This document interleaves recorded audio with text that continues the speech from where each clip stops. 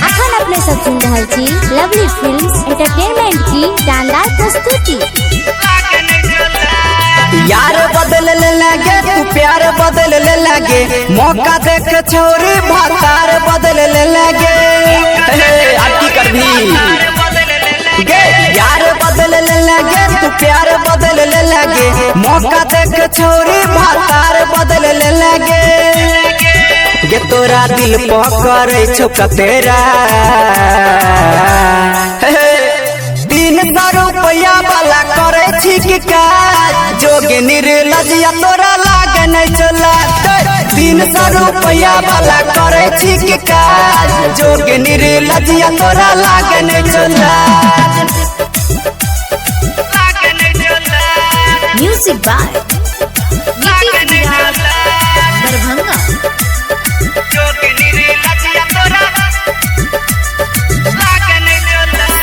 बतरी गे सुन पवितरी गे तू बनै छही हम जानै छियो सब तोहर राज।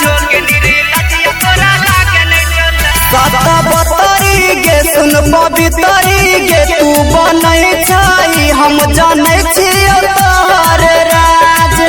कि तू खोज छी नया नया सुआद, 300 रुपया वाला करे छी कि काज, जोगे निर्लजिया तोरा लागे नहीं चला। 300 रुपया वाला करे छी कि काज, जोगे निर्लजिया तोरा लागे नहीं चला।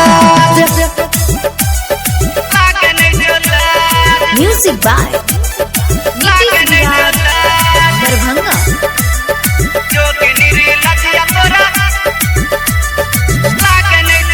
तोरे कर जागे छपल पर जागे ई जवानी पकड़ खर जागे कने हमरा छोरी बता।